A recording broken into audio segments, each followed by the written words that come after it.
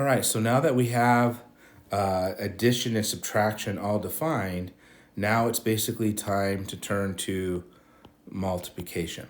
All right, and for vectors, there's actually two types of multiplications that we use.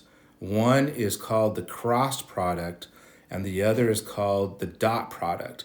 All right, they both have different results when we calculate them with vectors, but for our class and for what we're going to be doing, we're going to focus on the dot product.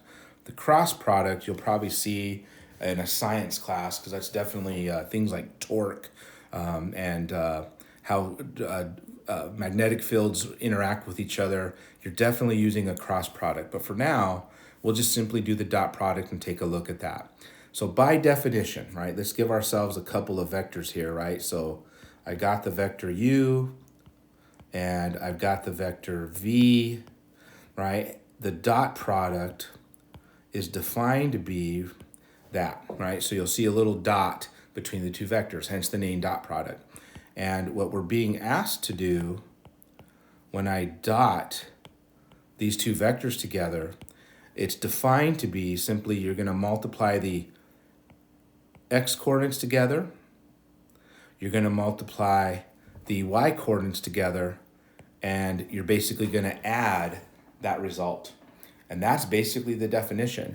What you should note is that you actually end up with a scalar quantity. It's got no direction, it'll be a number, all right? It turns out that when you get the cross product, this results in a vector, all right? More on that, like I said, in another class. But for now, we end up with a scalar quantity, right, when we're basically working with this stuff as we go along. In a nutshell, what that scalar represents is how much of one vector is acting along the direction of the other. I'm oversimplifying it, but that's pretty much what it comes down to. As you'll kind of see in another application, we'll kind of allude to that again. All right, so there's your definition. So now what we need to do is apply it. So v dotted with u, so my v vector is defined to be 3, 4.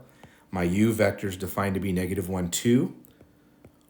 So my dot product, by definition, is to take my x values and multiply them together, take my y values and multiply them together, and then add that result. And so in this case, we get -3 plus 8.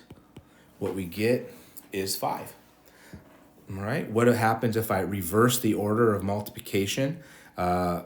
This is the commutative property.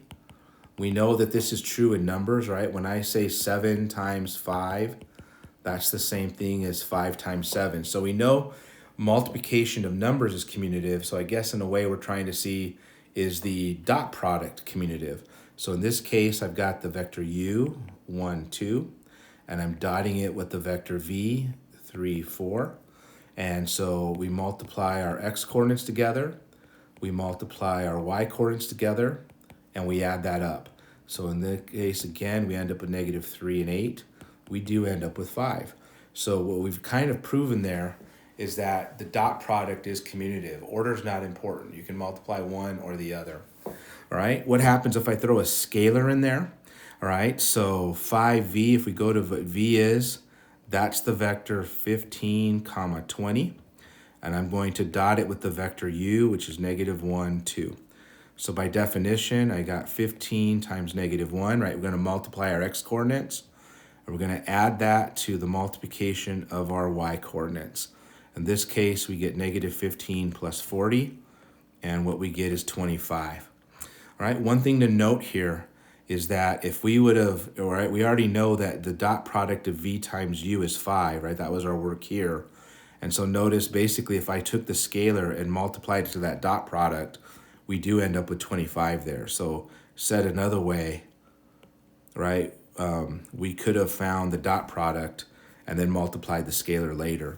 Okay, so scalars, right, just basically, it's almost like a scalar multiple of the dot product itself, okay? And then what happens if I dot a vector with itself, all right? And so in this case, all right, by definition, we have 3, 4, and we're gonna dot it with itself, 3, 4. And so we get basically 3 times 3 plus 4 times 4, And in this case, we do end up with 25. No correlation to this 25 here, right? That's just what we end up with there. All right, and I'll talk more about that in a video coming soon, but we definitely can, in fact, dot product a vector with itself. All right, so there's your mechanics. Looking at some other ideas, right? What happens if we actually have 3 vectors, right? And I actually add a couple of vectors and then dot product it, right? Or add a couple of vectors and dot product. So what do we get here, right? Well, following the mechanics, I first have to find what u plus w is, right? Order of operation says to do what's in the parentheses first. So in this case, right, let me go ahead and do that addition. So we got 2, negative 5, and we are adding it to negative 2, 1. So this is an addition. So when I add up my x coordinates, right, we get 0. And when I add up my y coordinates, we get negative 4. All right, so u plus w is the vector 0, negative 4. So now I'm going to take that vector and dot product it with v. So that would look like negative 3, comma, negative 1. And we're going to dot product it with 0, negative 4. So negative 3 times 0 plus negative 1 times negative 4. In this case, we get 0 plus positive 4, and so the answer is 4. Alrighty, so that's the mechanics of throwing in some addition with multiplication. What we're really getting into, and I'll cut to the chase, we're kind of setting up the distribution property. Remember, that's another property of addition and multiplication that we have with real numbers, and we'll investigate that in more detail. Right now, I'm just worried about the mechanics.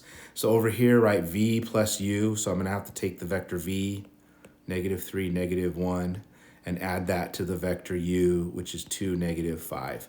So when I add up my my x coordinates, and when I add up my y coordinates, I end up with that. So we're now going to take that vector and dot it with the vector w, which is negative 2, 1. So we're going to multiply my x coordinates and add that to the multiplication of my y coordinates, and we end up with, in this case, negative 4. Okay, so that, in a nutshell, is what the dot product is all about. As I kind of alluded to, there are some properties, just like there's properties for multiplication in real numbers. We can see that there's some properties with dot products, which I'll share with you here in a moment. All right, and but I'll do that in another video coming soon. But for now, there's your dot product. It's just basically the defined to be, you multiply your x coordinates, you multiply your y coordinates, you add the result together, and you get a scalar quantity. All right, see you in another video soon.